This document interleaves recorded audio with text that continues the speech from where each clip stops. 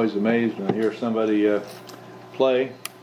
I was recently watching something where a composer, because of World War I and then later World War II, so many people that were in the military lost arms and legs and stuff, started writing and composing for people who could only play with one hand, so that they would not lose their love for music because they learned how to do it. So you never know exactly what place you might have.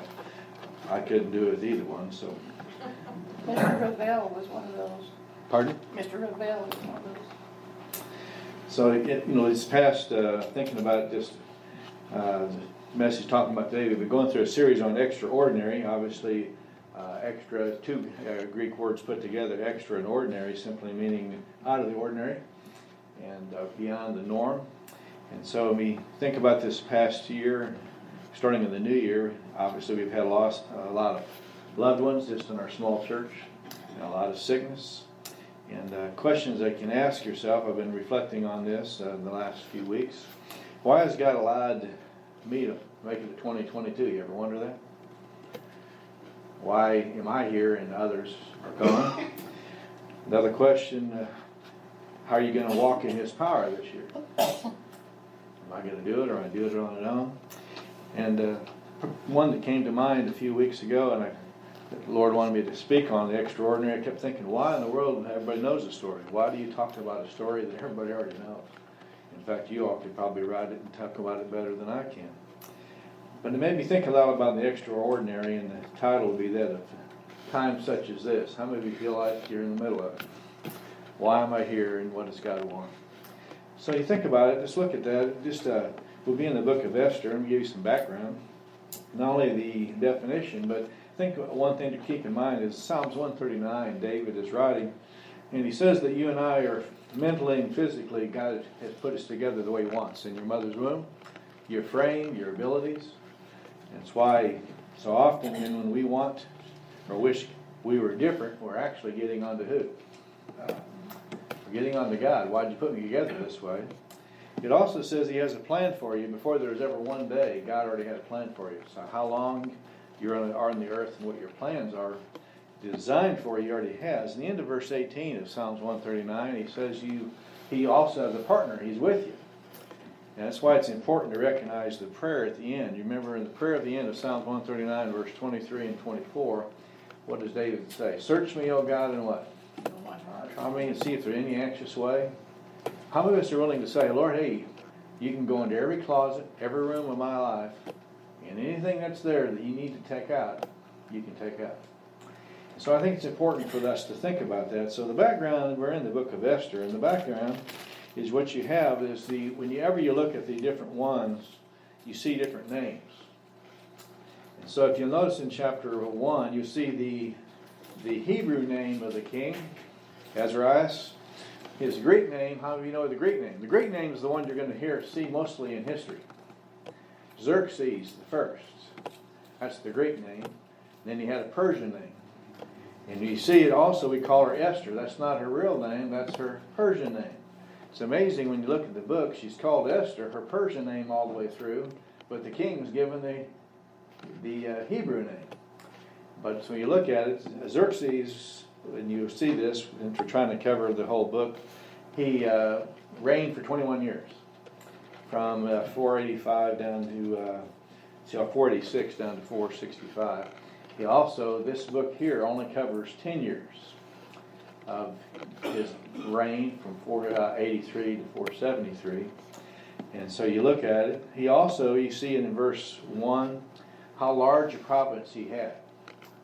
He had 127 provinces. He goes from India to Ethiopia. That's a large territory. A huge territory. What also happens, you don't find it, but between chapter 1 and chapter 2, you find more in history, which we'll talk about what took place and what happens in history. And notice you'll see this as capitals in Susa, and then in verse 3, you notice it's the third year. Remember I told you it was from 486, but the book starts in 483, and then it stops. Then 473, he still reigned 8 more years after the book, because it's primarily talking about Esther. It talks about, if you don't have the book of Esther, you do not know about the Feast of Purim. so part of it's why it's included here, so we know about the history. So here you have it. It's reigned, and notice then it's very vast. He gives a great party. You notice in verse 4, you think about it. He gives a party that lasts, and he pays for it all, and lasts 180 days. They're on a 360-day-year calendar, a lunar calendar, so he gives a party for half a year, and he finances it. You think about all the amount of money and waste that you have. After he finishes it, notice then he decides to give another party in verse 5 that lasts 7 more days. And while he's giving this party, obviously there's a lot of drinking. He gets drunk, and you notice in verse 9, the queen also gives a party for a week. And while he is drunk, what he does then, this is the background, he basically asks the queen, who's very beautiful, to come out in a nightgown and parade in front of everybody. And she rightly refuses.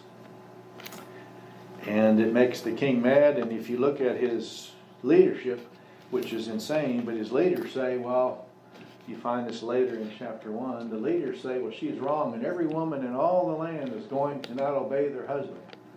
So you need to then banish her and make it written in law that every woman in the entire place is to abide by every rule her husband says. And he writes it, which is insane. But what happens between chapter 1 and chapter 2 is in history. And what happens is he goes off to war, and he wants to expand his empire, and he goes off to fight Greece. Because Greece obviously has to go across the channel, and Greece is separate, and he wants to expand his kingdom into Europe, and he is soundly defeated in 479. He comes back defeated, and he now starts, by the way, Herodias, also writes about this in history. But he comes back, and now he's thinking about he needs a queen, and he comes back. So that's why there's a time frame that takes place. So that gets us then into chapter 2. So he comes back, and it's amazing what he does to get a queen. And the reason I'm doing this, there's 4 main characters in the book. And I want us to think about each one, how we'd respond. Obviously, you have Esther, you have the king Ahasuerus, and you have Mordecai, and then you have Haman. And you have those 4 main ones that you have. So now he comes back, and what he does, the recommendation is, okay, you have 127 provinces, and we're going to send men out, and every beautiful virgin you find in the whole kingdom are all going to be brought, and you get to pick them. How would you feel if that was your daughter? Somebody just comes along and grabs her, granddaughter, whatever, and says she's beautiful, we're taking her to the king. It's important to recognize that, because you think about that then if you're Mordecai. So here they're gathered, and you find this in verse 1 down to verse 7 of chapter 2. And you notice in verse 7, it says, now, talking about Mordecai was bringing up Hadassah, which you notice is Esther in verse 7, his uncle's daughter, for she had neither father or mother. Now the young lady is beautiful of form and face. When her father and mother passed away, Mordecai took her as his own daughter. So he's raising her as his daughter, and now all of a sudden the king takes her. And what happens then, notice then the king, notice in verse 8, all the young virgins are come to Susa, the capital, and are placed in custody of Haggai, the Esther, who is in charge of all the virgin women, a eunuch. Notice then, verse 9, it's amazing how this takes place. The young lady, talking about Esther, pleased him and found favor with him, so he quickly provided with her cosmetics, food, gave her 7 choice maidens from the king's palace, and transferred her and her maids to the best place in the harem. It's interesting, nowhere in the book of Esther do you find God mentioned, but you find God's sovereignty and things going on all the time. So God's looking out for her, and you notice in verse 11, Mordecai walks back and forth every day checking on her. But how would you be feeling if you're Mordecai? Okay, so here you have it. This is kind of the background. And notice then how long they have. So in verse 12, this would have started in Notice 12, they have 12 months to get ready. All the cosmetics that they have to get themselves looking and smelling the very best they can. You put all the oils and stuff on every day, it's going to then basically permeate your skin, and wherever you would go, you'd smell that way and look that way.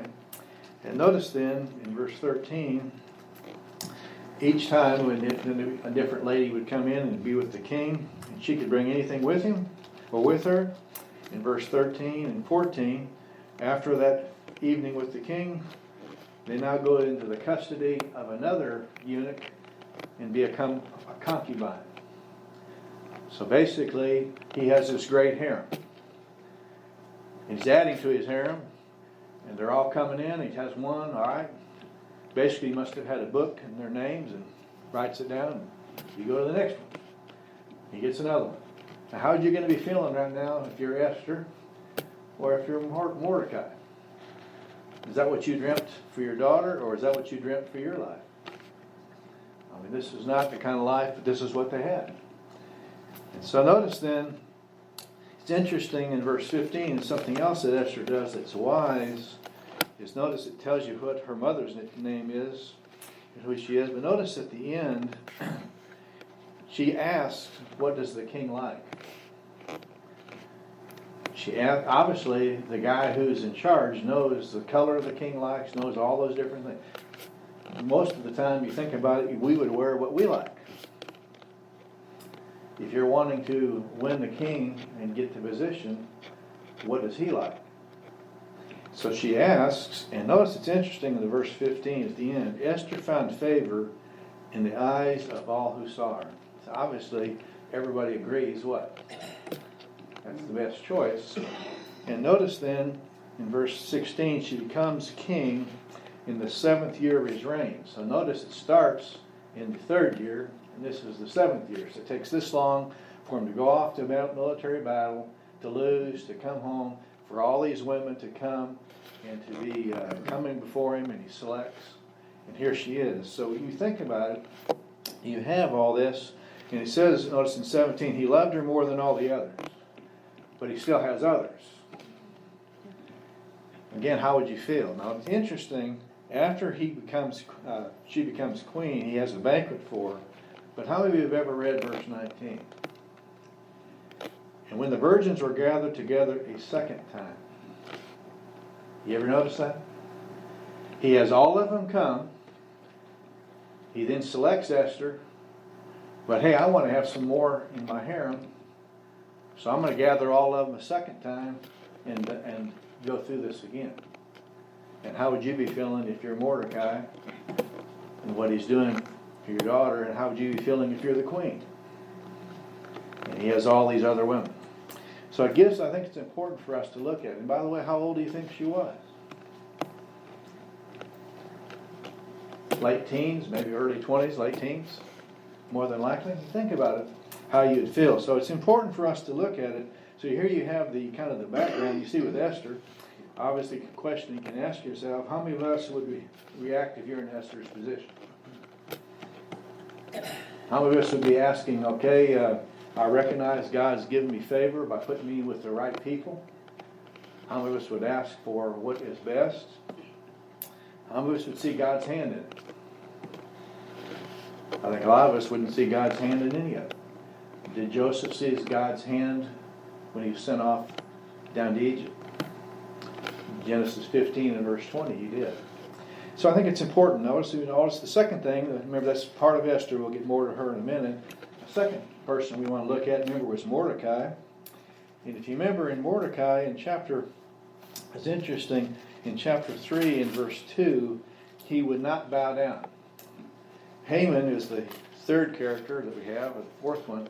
He's second in command, and the king is given orders in verse 2 of chapter 3 for everybody to bow down. And Mordecai, because of Deuteronomy chapter 6 and so on, he wouldn't do it. And so Haman is very upset when he goes around and everybody as a whole is bowing down, but Mordecai won't. And Mordecai won't because he was told not to bow down because he is not divine. You only bow before God. So here you think about it, you think about Mordecai, he was devoted to God. He was devoted to Esther too, wasn't he? Because he checked on her every single day. He raised her correctly. But notice something else as you go back then to chapter 2. Notice in verse 21, chapter 2 of Esther. In those days, while Mordecai was sitting at the king's gate, so he does have a leadership position, two of the king's officials from who guarded the door became angry and sought to lay hands on the king. If you're Mordecai, would you keep your mouth shut? Because how many of you would like what the king has done to your daughter? You hear about a plot to kill the king, and obviously she's the queen, but it wasn't exactly a marriage that you'd like your daughter to be involved in, or your niece. What do? Notice then he's devoted to the king also because he makes makes it known to the queen, and she then on his behalf goes before the king. And in verse 23, they investigate it and find out the plot to be true, and they kill him. The two people who were plotting to kill the king. So you think about it, he's devoted to God, he's devoted to Esther, he's devoted to the king. It's also, if you jump forward, and this would have been at the end of the book, just jump over to the last chapter since we're just talking about Mordecai for a moment. This would have been written at the end, which would have been 10 years from the beginning of the book. And notice in verse 2 and 3 of chapter 10 of Esther. And all the accomplishments of his authority, talking about the king, and all the strength and full account of the greatness of Mordecai, to which the king advanced him, he then was put second in charge. Are they not written in the book of Chronicles of the kings of Media and Persia? For Mordecai the Jew was second only to King Ahasuerus, and great among the Jews, in favor of the multitude of the kinsmen, one, notice what it says about it, one who sought the good of his people, one who spoke for the welfare of the whole nation. Isn't that what you want in a politician? Now you think about it. So here you have Mordecai. He's devoted to God. He's devoted to Esther. He's devoted to the king. And he's devoted to his people. Everything he does is in relationship to helping them. And it's amazing when you look at it, who are we devoted to? If you were in Mordecai's position and you found out about that plot, what would you do? And by the way, 465 is a new person in his position. The king is no longer king. A new king comes along. Mordecai is removed from it. And if you look at history, a new person is in that position. 8 years. So for 8 years he's in that position. And look at what all he does for his people in the 8 years. And this was being written even in history of the Medes and the Persians. Did a great job. You think about it. What about you and I? Remember a time like this. How important is Mordecai to this story? And for his people. It's amazing when you look at it. I think it's important too. How many of us would be open to do all that? Serve God, serve people. Your daughter, or adopted daughter. Let's think about Haman, because he is very important in the story. Haman, if you notice his descendant in chapter 3 and verse 1, he was from Esau, and obviously the nations of Esau were at odds with Israel, and so he was obviously trying to get even and wanting to kill. And you'll notice he's second in command, and he's basically was told people to bow down to him. So his distinction, the decree was for everybody to bow down. So when Mordecai then doesn't bow down to Haman, he's going against who? He's going against the king. Previous chapter, he even gives a plot that reveals a plot against the king. But it's more important, according to Acts 5:29, to obey who? Obey God rather than man. So you obey God and you obey man, but when it comes down where man's telling you to go something against God, you can break it. But notice you can suffer the consequences. Well, what happens is I always call it the Haman mentality. Haman gets so mad. Why is he so mad? You're second in command. Everybody's bowing down to you. You're worth a fortune. And you're upset about what? one man not bowing down to you? How many of us, everything's going right, but one thing's going wrong, and what do we think about? The one thing that's going wrong. Instead of looking at all the things that are going right. And I thought, so I often, in my mind, I just call it the Haman mentality. You're so upset about the one thing, and it's going to end up costing him his life because of it. And here he has it. So here you have the distinction, the decree.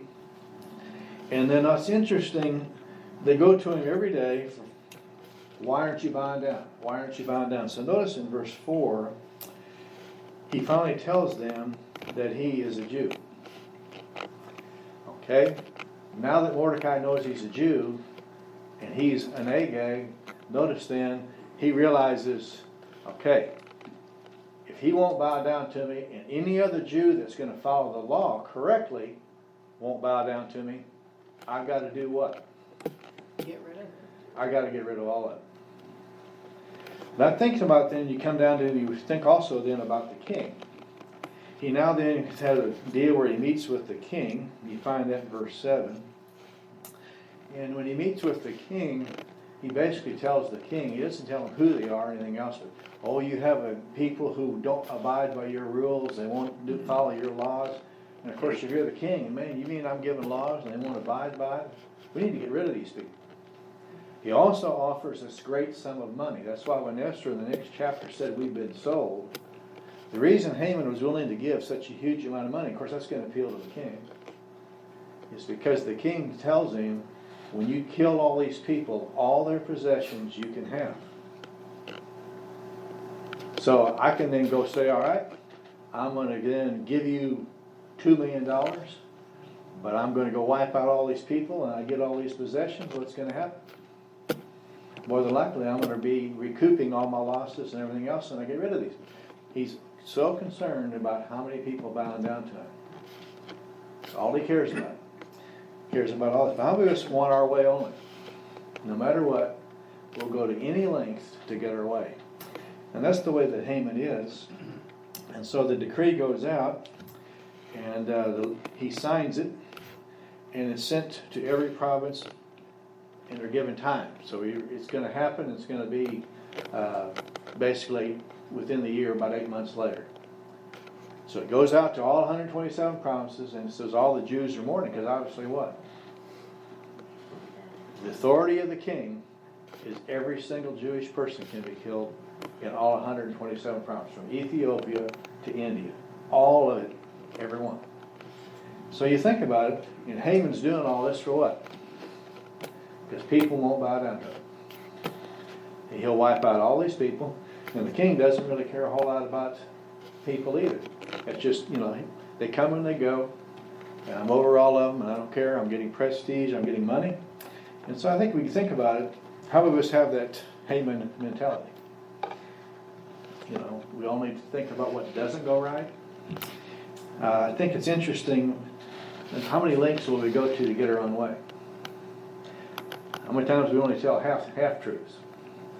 You ever had people tell you half-truth and you immediately do, and all of a sudden you realize you made a big mistake? And obviously the king listens to unwise counsel, which, by the way, they didn't listen to unwise counsel when he got rid of his first queen, because she wouldn't go out and do what she shouldn't have done to begin with. So it's a trait that he has. Let's think a little bit more about Esther then. So here you have the decree that goes out. And notice then Mordecai in chapter 4, he hears about it, and he's dressed in sackcloth, as do the Jews throughout, and he comes to the king's gate. He can't go into the king's presence or go in because there's no mourning allowed around the king. And Esther sees it, and she wants to know why, and she tries to get him to change his dress or whatever. And Mordecai won't do it. And notice then in verse 5, Esther has a new eunuch that's over her. Remember, you had the eunuchs that's over the virgins. You have the eunuch that's over the concubines. And then she has her own to take care of her, and as well as all her servants.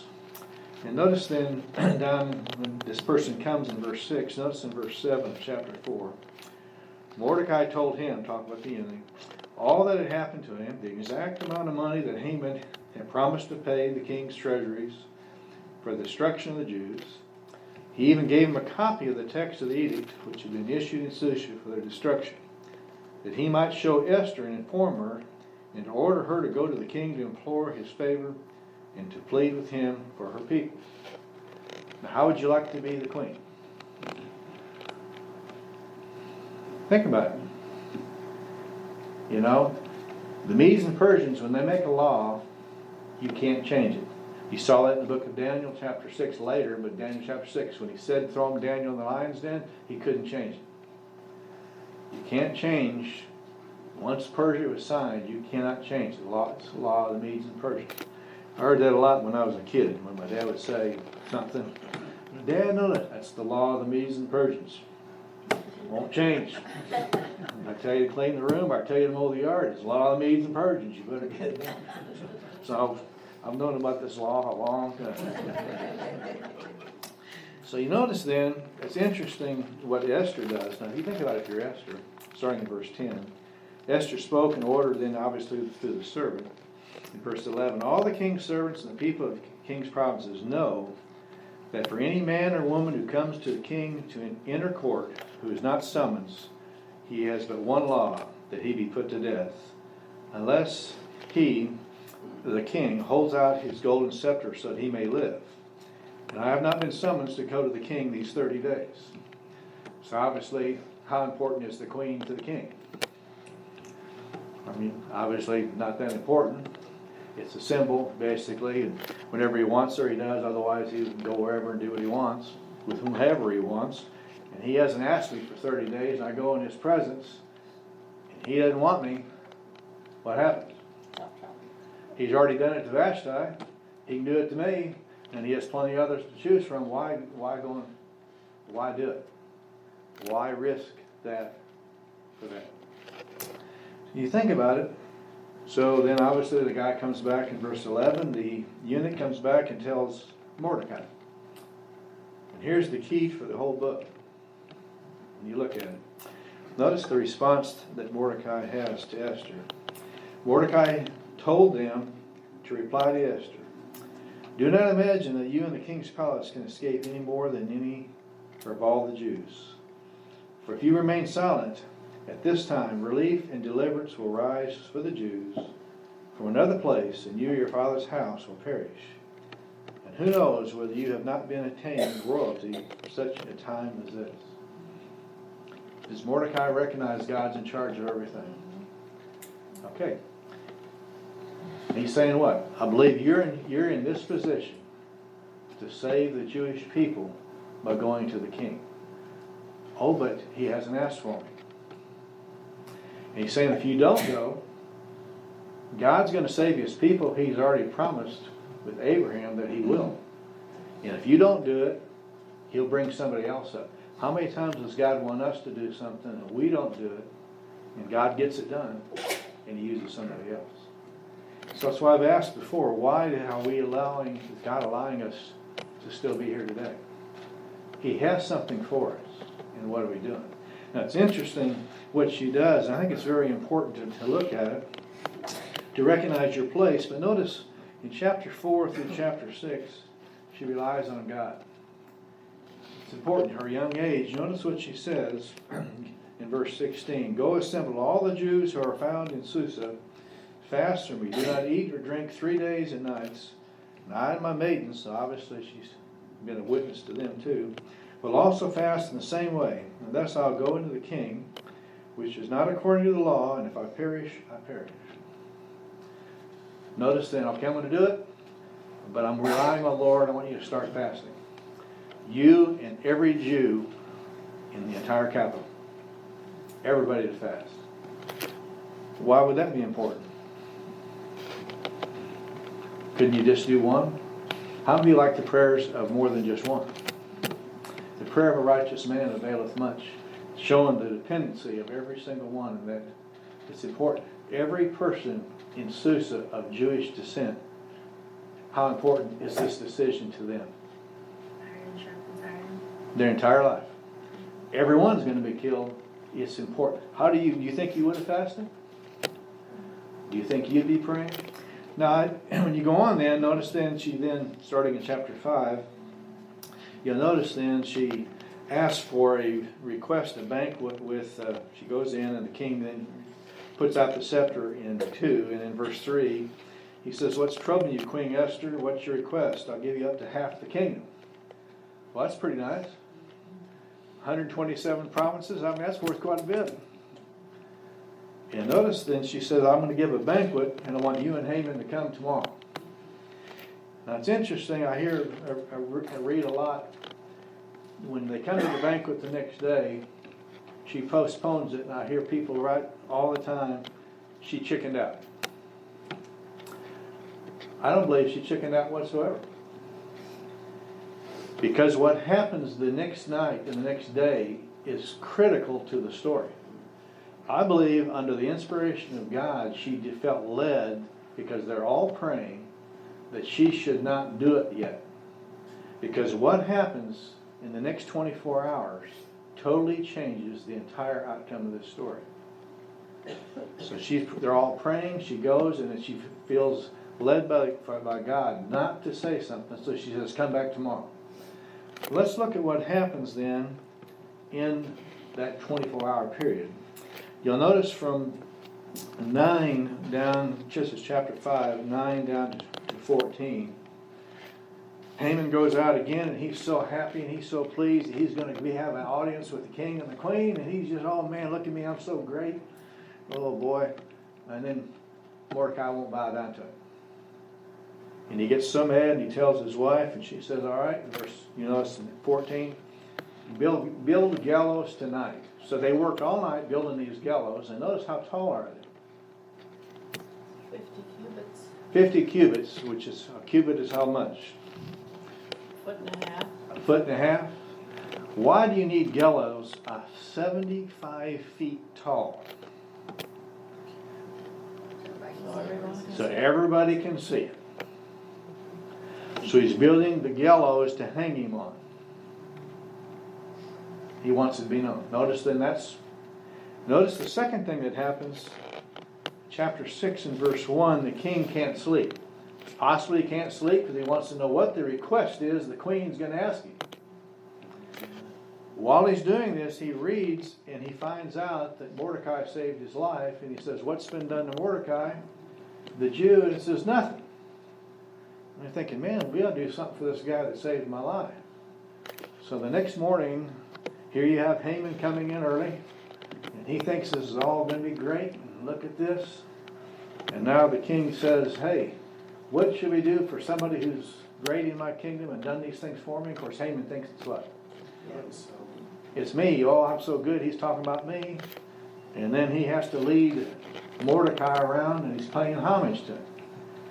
Now then, when he comes into the king and the queen at the banquet, now when Esther says Haman is against the Jews and against all of us, he can say what?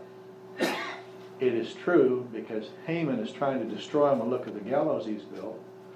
Haman is wanting to destroy all this because of the decree, and Mordecai the Jew is not trying to destroy you, he saved you.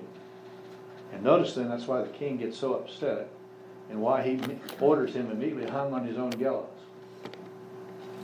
I think it's important, again, what you see in this. It's amazing when you see this, what takes place. God is throughout this whole book.